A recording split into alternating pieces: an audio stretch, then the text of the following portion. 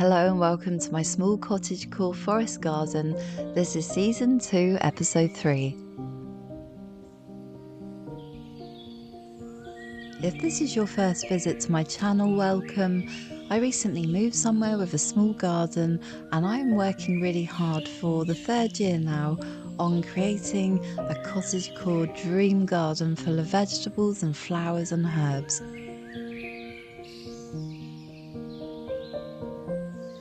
So this is my 3rd year of growing in this space and the 2nd year of filming that for you. In the last episode I was preparing the beds and the theme continues as I work on what was last year one of the prettiest borders full of the beautiful anemones.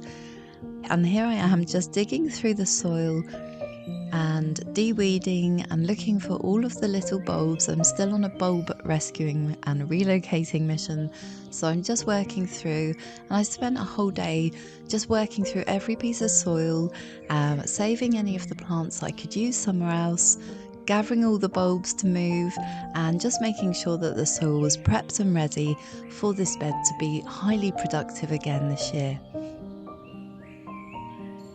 It's always really fun when you find that plants have started growing somewhere, and from that bed that I was digging there, I found this lovely little plant, and of course this is a very young buddleia, so I'm thrilled because I love buddleia, and I decided if I pop him in the back bed I will get some extra beautiful height, and buddleia is really fast growing, so I'm sure with a little bit of love and care that one should shoot and be lovely and big in the garden this year. And buddleia always attracts the butterflies. It's just a paradise flower. It creates paradise when it's there because you get all of the beautiful flowers and the scent and the height and the drama, and then of course you get the butterflies.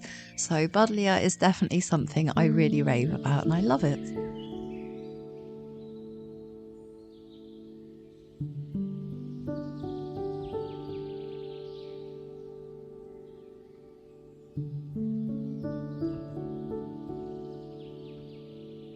So here's another little plant that's begun growing, and on this occasion I have got no idea what this is. If you have any idea what this little plant is, please pop it in the comments below. I've planted it in the back border just to let it grow so I can figure out what I'm working with there.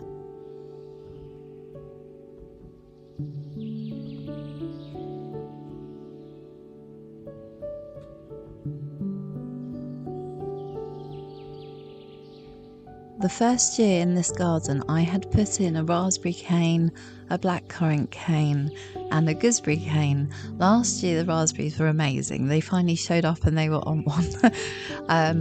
And this year, where I am right now, there's a little gooseberry bush and that has flowers on, so I think for the first year we're going to have fruit.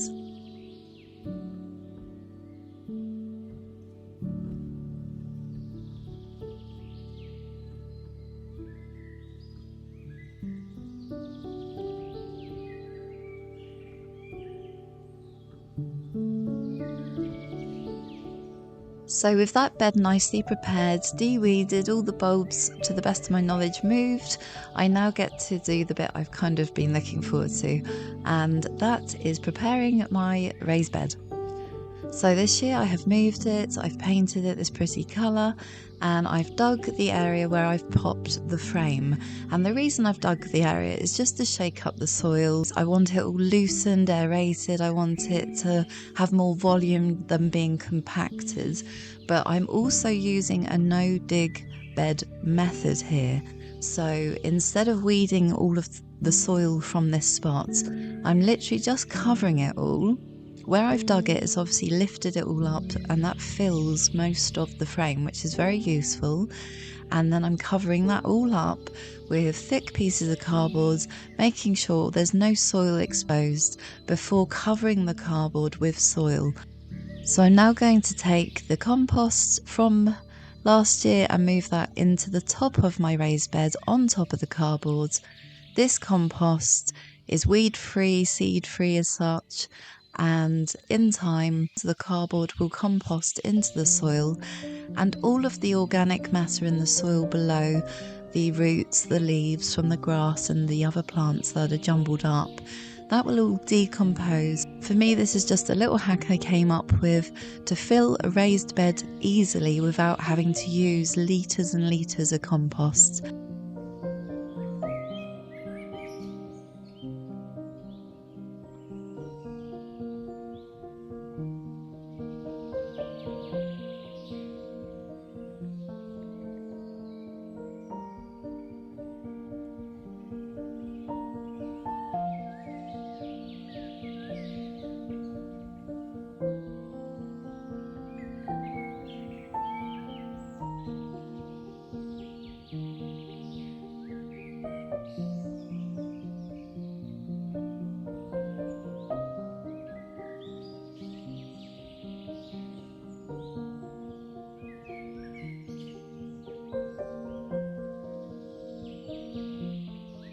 I call this a forest garden because, well, we are actually in the forest. We're surrounded by lots and lots of forest. But forest as a word is more a kind of ethos to my approach to gardening.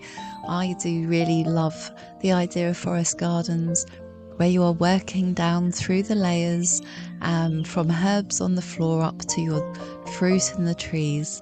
And I always think about how nature interacts and how nature works.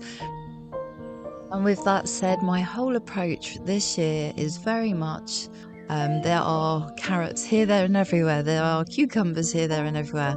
I am literally putting plants wherever I can, and I'm going to let them figure out the rest. I will intervene where necessary, but I really do just want to fill every nook and cranny with something, and food, especially, of course.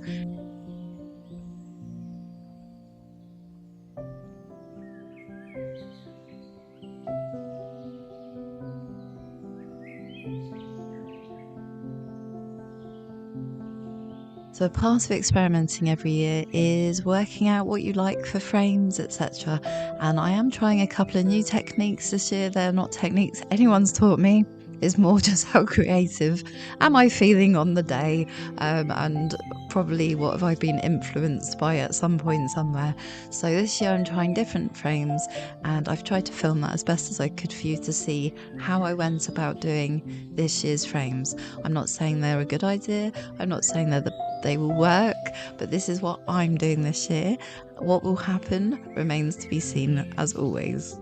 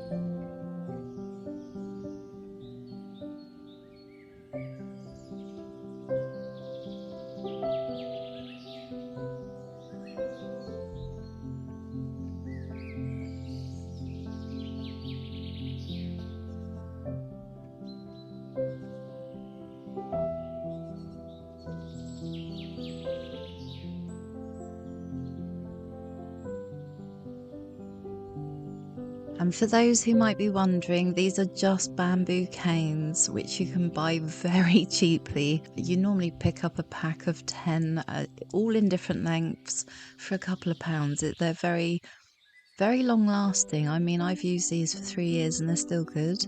And I have thick brown string garden twine, and between these two things, I really don't need anything else. I don't spend money on anything else. I just sort of get creative with sticks and string. As long as what you're building is not going to collapse once it's covered in heavy plants, in the wind especially, you can pretty much get really creative. And I often do. I often create interesting little walkways and all sorts of things.